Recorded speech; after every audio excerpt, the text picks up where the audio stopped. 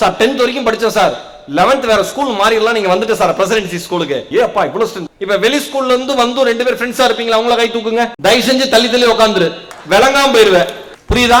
Gap விட்டு உட்காந்துரு, இல்லைன்னா வாழ்க்கையே கேப் விட்டுரும். ஏன் சொல்றேன் நல்லா புரிஞ்சுக்கோங்க. நான் விளையாட்டுக்கு சொல்லல, நண்பன் கூட வரமாட்டான், நட்பு கூட வரும். புரியுதா சொல்லும்? 12th முடிச்சிட்டீங்கன்னா அவன் வேலைக்கு அவன் போயிடுவான், அவன் வாழ்க்கை நோக்கி அவன் போயிடுவான். என்னடா அவன் போயிட்டானே நீ வருத்தப்படாத, அவன் ஃப்ரெண்ட்ஷிப் இருக்கும். ஃப்ரெண்டு கூடவே இருக்க மாட்டான். ஃப்ரெண்டு கூடவே இருக்கணும்னு நினைக்கிறவன் தப்பானவனா இருப்பான், முன்னேற முடியாது பெருசா. நல்லா புரிஞ்சுக்கோங்க. பிராக்டிகலா நான் சீக்கிரமா உங்களுக்கு சொல்லி தரேன். நாளையில இருந்து 2 பேரும் அக்னி நட்சத்திரம் மாதிரி யாராவது எதிரும் புதிருமா மகேஸ்வரர் சொல்லிட்டாரு நீ அங்க போ அப்படி சொல்லல. ஏன்னா ரொம்ப கம்ஃபர்டபுள் ஜோன்லயே இருப்பீங்க. இன்னைக்கு இருக்கிற இளைய தலைமுறைக்கு என்ன தெரியுமா பிரச்சனை? நான் யோசிச்சு பார்த்தேன். ஐஐடில படிக்கிற ஒரு பையன், இந்தியாவினுடைய டாப்பரா இருக்கிற பையன், ஐஐடில படிக்கிற பையன் ஏன் தற்கொலைக்கு முயற்சி பண்றான்? ஏன் தற்கொலை பண்ணி செத்து போறான்? டாக்டருக்கு படிக்கிற பையன் ஏன் தற்கொலை பண்ணி செத்து போறான்? இந்த பசங்களுக்கு இந்த பொண்ணுங்களுக்கு எல்லாம் எங்க பிரச்சனை வருது? யோசிச்சு பாருங்க. என்ன தெரியுமா பிரச்சனை? நீங்க அம்மா அப்பா எப்பயும் உங்களை பாதுகாத்து வளர்த்துட்டு, உங்களுக்கு பிடிச்ச ஃப்ரெண்ட்ஸோடயே நீங்க டிராவல் பண்ணிட்டு, உங்களுக்கு தெரிஞ்ச சொசைட்டியோடயே நீங்க டிராவல் பண்ணிட்டு, நீங்க வழக்கமா ஏறுற பஸ்லயே ஏறி, வழக்கமா இறங்குற பஸ்லயே இறங்கி, வழக்கமா உட்கார்ற சீட்லயே உட்கார்ந்து, வழக்கமா பார்க்கிற மனிதர்களையே பார்த்து, இப்படி எல்லாமே வழக்கமா இருக்கிறப்ப ஒரே ஒரு முறை வழக்கத்திற்கு மாறாக ஒரு விஷயம் உங்கள் வாழ்க்கையில் நடக்கிற பொழுது நீங்கள் கண்ணாடி குடுவை மாதிரி கீழே உடைந்து சிதறி போகிறீர்கள். ஃப்ரெஜைலா இருக்கீங்க. வாழ்க்கையில் திடீரென வருகின்ற ஆபத்துகளை சந்திக்கிற திராணியற்ற மாணவர்களாக நீங்கள் மாறி போகிறீர்கள். அப்ப நீங்க உங்களுக்குள்ள தைரியத்தை வளர்த்துக்கணும்னா ஒரு விஷயத்தை பண்ணுங்க. புதிய நண்பர்களை தேடுங்கள், புதிய ஆசிரியர்களோடு பேசுங்கள், நூலகங்களுக்கு சென்று படியுங்கள், தினசரி செய்தித்தாளை வாசியுங்கள். அப்பதான் வாழ்க்கையில பெருசாக முடியும். ஈரோடு மகேஷன் ஒருத்தன் ஈரோட்ல இருந்தா நீ பெருசா இருக்க முடியாது. ஈரோடுன்னு என் சொந்த ஊரு தூக்கிட்டு ஊரா போறேன் பாருங்க, அதுதான சிறப்பு. நல்லா ஞாபகம் வச்சுக்கோங்க. ரீஸ்ட்ரக்சர், மறு கட்டமைப்பு. 10th வரைக்கும் நீங்க எவ்வளவு வேணா மார்க் வாங்கியிருக்கலாம், கவலைப்படாதீங்க, அதை பத்தி கில்ட் ஆகாதீங்க.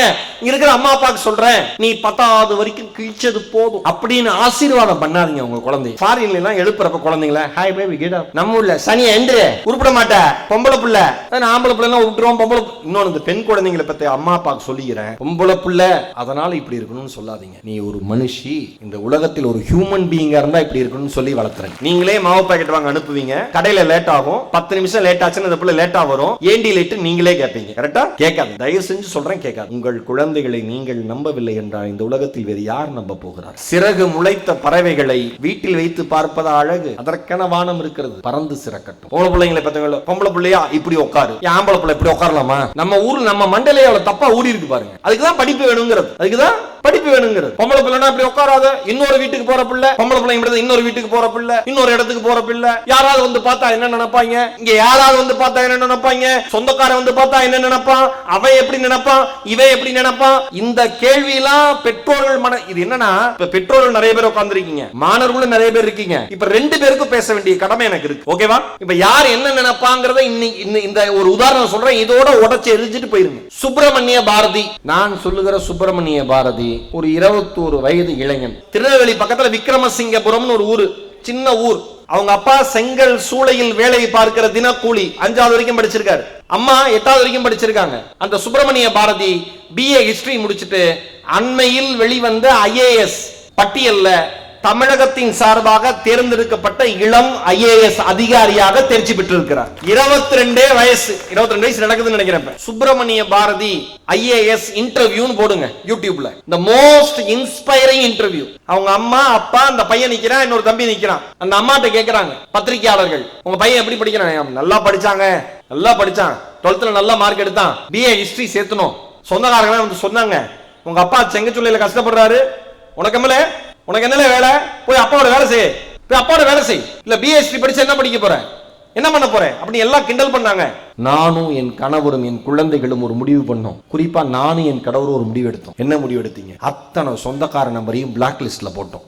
ஏன்? போன்ல கூட எவனும் போன் பண்ணி கேட்டு தொந்தரவு பண்ணிடக்கூடாதுன்னு. உங்க பையன் படிச்சானா? படிச்சான், ஆனா அவனை நான் அடிச்சேன். எனக்கு IAS ஆன பையனை அடிச்சிங்களா? ஏன் அடிச்சீங்க? நைட்டு 12 மணிக்கு மேல படிப்பான், அதனால அடிச்சேன். ஒரு அம்மா பக்கத்துல இருக்கிற அவன் பையனை பாக்குது, என்னைக்காவது கடிகாரத்துல 12 பார்த்திருக்கியாடா? கையில புத்தகத்தை வச்சுக்கிட்டு 12 மணிக்கு மேல படிக்காதரா, 1 மணிக்கு மேல படிக்காதரான்னு அடிச்சேன். மிகச்சிறிய வீடு, அந்த வீட்டில் இருக்கிற சமையல் அறையில் இருக்கிற ஒற்றை மின்சார பல்பின் வெளிச்சத்தில் படித்து அந்த இளைஞன் இன்றைக்கு தமிழகத்தினுடைய இளம் IAS அதிகாரியாக தேர்வாகி இருக்கிறான்.